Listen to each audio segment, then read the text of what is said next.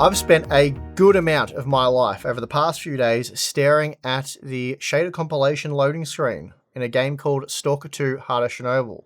And frankly, I've enjoyed that more than half of the products that I've had to review in 2024. So probably not even cracking the top 10 most boring things I've done this year. I love my life. Well, that was sort of a joke. But you know what isn't a joke? Today's sponsor spot is brought to you by Thermal Grizzly and their CryoSheet graphene thermal pads, which are an excellent alternative to thermal pastes. They offer very high thermal conductivity with no liquid components, so they can't dry out and therefore don't degrade over time like pastes and even liquid metals.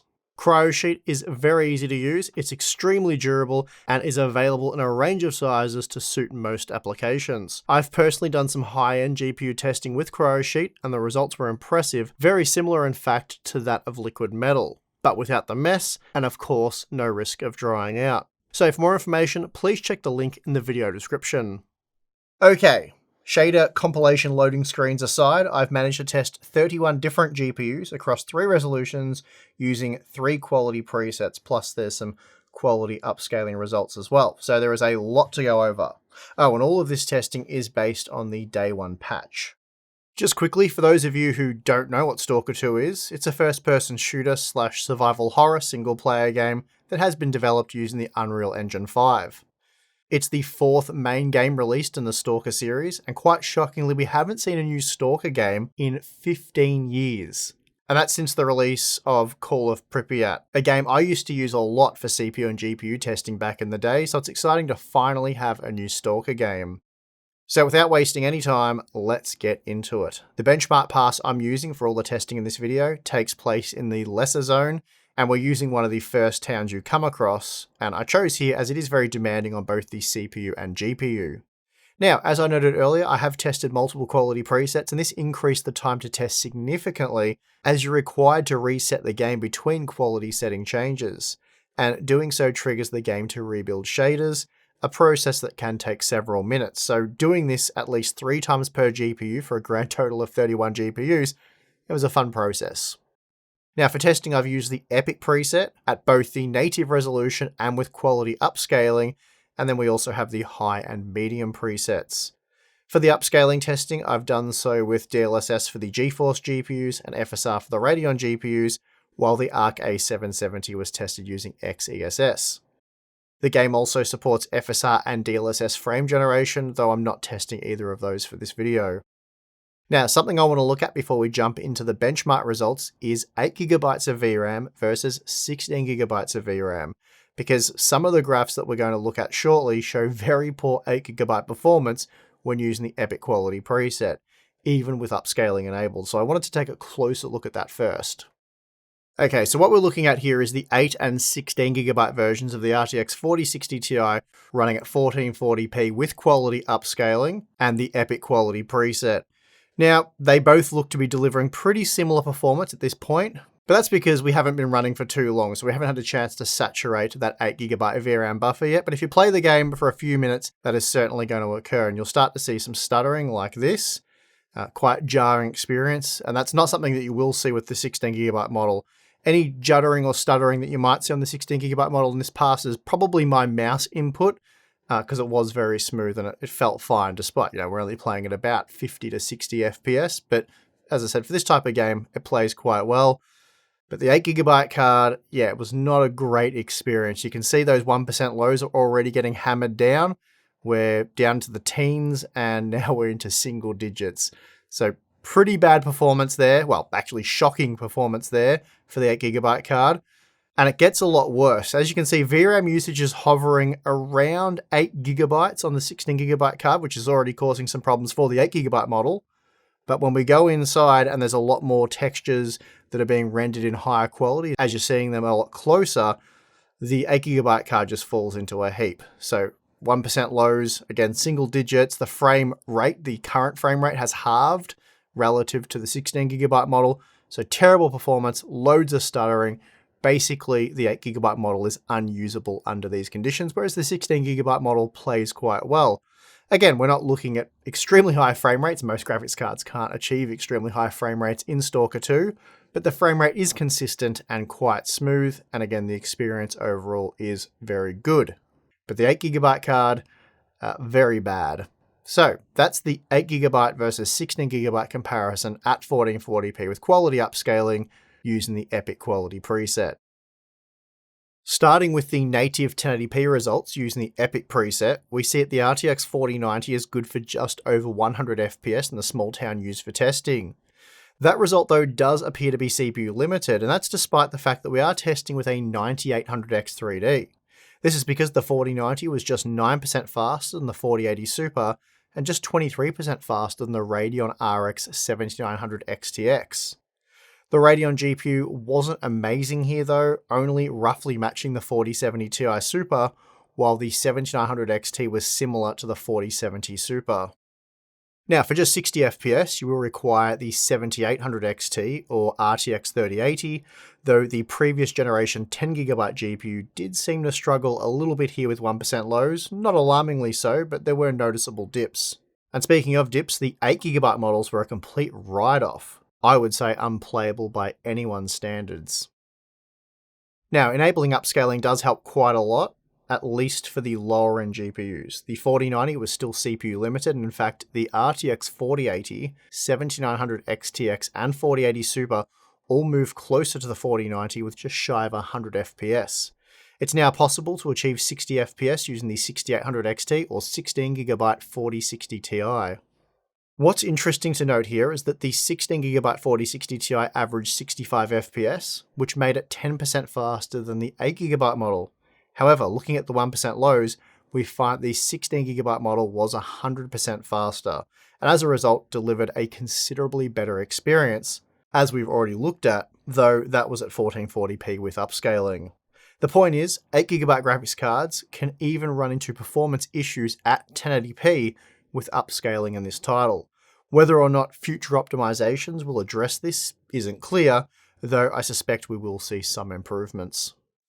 Now, jumping up to native 1440p with the Epic preset, that dropped the RTX 4090 down to an average of 88 FPS, but that meant it was now 17% faster than the 4080 Super, which is still a smaller margin than you'd typically expect to see between these two GPUs. Rendering an average of 60 FPS is now very challenging and does require at least a 4070 Ti, while the 7900 XT, it almost made it. Beyond that though, you will want to enable upscaling, so let's go do that. With quality upscaling enabled, DLSS for the GeForce GPUs and FSR for the Radeon GPUs, and XeSS for the A770, we see that performance jumps back up for most models.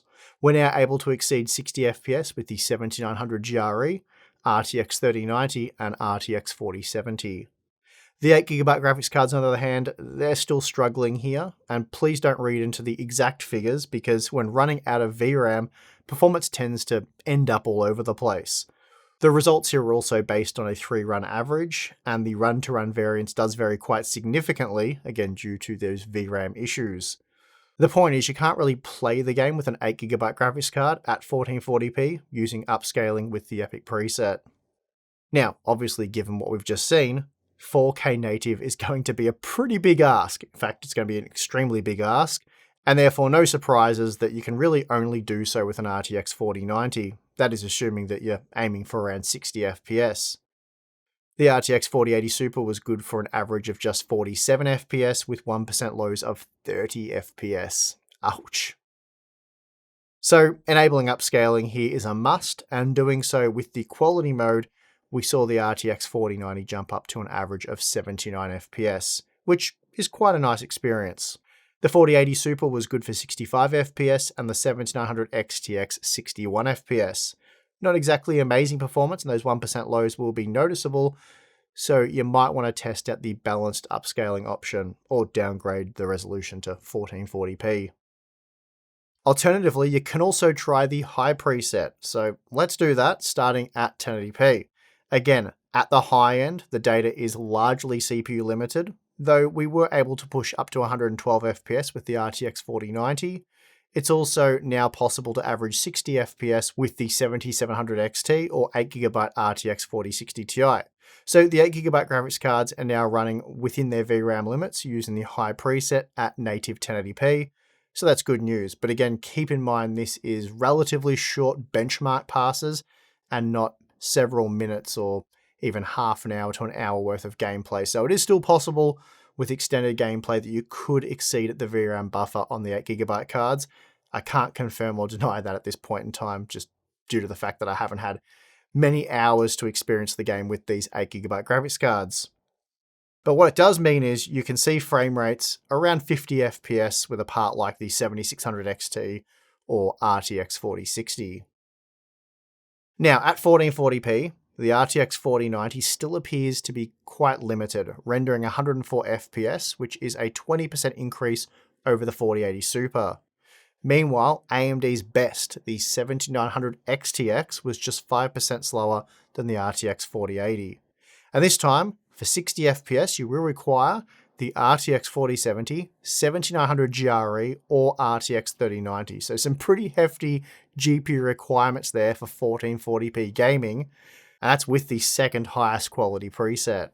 Then once again at 4K, we find very few GPUs are able to deliver north of 60 FPS, and in fact, just the RTX 4090 is able to with 70 FPS.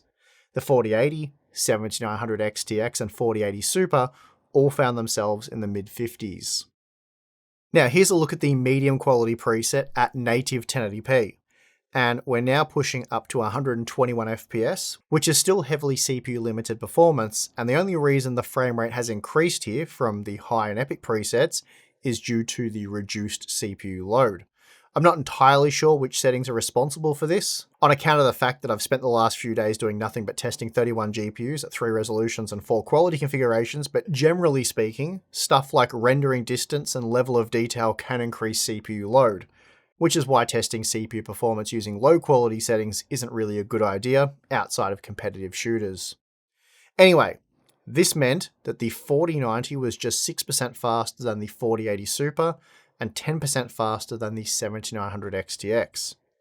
It's also now possible to render 100 FPS on average with the 7900 XT, while most GPUs could provide 60 FPS or better. For example, the previous generation 6750 XT was good for 61 FPS, so dialing down to medium is a good way to boost performance. Increasing the resolution to 1440p knocked the 4090 down to 113 FPS, but that meant it was now 18% faster than the 4080 Super and 26% faster than the 7900 XTX. Still, despite that, the Radeon GPU was good for 90 FPS on average. Then for 60 FPS or better, the 6800 XT or RTX 3080 worked well, and from the current generation lineup, the 7800 XT or 4070 delivered a decent level of performance. Finally, at 4K, it's possible to render 60 FPS or more at the native resolution using either the 7900 XTX, 4080, 4080 Super, or 4090. Below that though, you will want to enable upscaling. So there you have it. Stalker 2 is a highly detailed video game, and as a result, it is extremely demanding. Having said that though, I am confident there is room for further optimization, but to what degree it is difficult to say at this point in time. Thankfully, this isn't really a game where you need big frame rates to enjoy it, though ideally I would like around 100 FPS, and that's a bit of a big ask right now. 60 FPS seems to be like a more realistic target for most configurations, and even then that's providing that you're willing to, tinker with some of the quality settings. I suspect a lot of gamers are going to find themselves CPU limited in this one, and that seems to be a common theme amongst newly released titles. That said, the game is unusually CPU heavy in town/settlement areas, but open world games with NPCs and NPC AI does strain the CPU more than other types of games, and in this example it's possibly exacerbated by the Unreal Engine 5. Unfortunately, turning down quality settings has very little impact on CPU performance in the demanding areas. Turning down settings mostly seems to help performance in the lighter areas, but this will cause a larger FPS discrepancy between the light open areas and the heavy town areas, and this will be especially noticeable on mid-range CPUs. Another theme that's becoming increasingly common, as we predicted quite a few years ago now, is the rapid aging of 8GB graphics cards. Of course, if you have an entry-level budget-type product like an RX 6600, you're probably okay with playing at 1080p using medium quality settings for a modest 44 FPS without upscaling. But if you paid for an RTX 4060 Ti, you're probably hoping for 1440p with maybe upscaling, using the epic quality preset. That should be a reality, or at least again, you'd hope so. And if you'd bought the 16GB model, it would be a reality. But as we saw with the 8GB card, well, the experience just sucks. And you will be forced down to the high preset, which is a reasonable enough compromise to make had you not possibly paid as much as $400 US on an RTX graphics card. Now, I should note that the floaty controls and realistic animations make this one of the more suitable shooter-type games for frame generation, which can improve the smoothness of those CPU-demanding areas without solving the latency issue of 60 or below 60 FPS gaming. On that note, though, you basically can't use frame generation with an 8GB graphics card.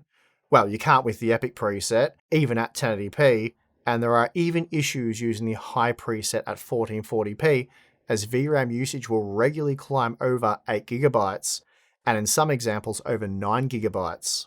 So it's a shame to see another example where 8GB models often lead to a heavily compromised experience, whereas if they came with 12 or ideally 16GB of VRAM, you'd never need to worry or even mention the word VRAM. As Jensen would say, it just works. And on that note, I'll wrap this one up. If you enjoyed all of the testing and effort that went into this video, then please do give it a like. You can subscribe for more content. Not sure if we're going to be doing too much more content on Stalker 2. Not really sure if there'll be an optimization guide. You guys can give Tim a hard time about that in the comments if you do want to see it. And of course, this game will be getting added to a battery of benchmarks for future CPU and GPU tests. So we will be tracking the progress of the game in a sense with that content. Anyway, like I said, like, subscribe, do that stuff. There's also the join button if you want to get access to our Discord server. You can also go to our Patreon account. Link for that is in the video description. Again, you get access to our exclusive Discord server. There's some behind the scenes content, Q&A stuff, monthly live streams for members. So some cool stuff there. Check it out if you're interested. If not, that is perfectly fine. And of course, I would like to thank you for watching this video. I'm your host, Steve. See you again next time.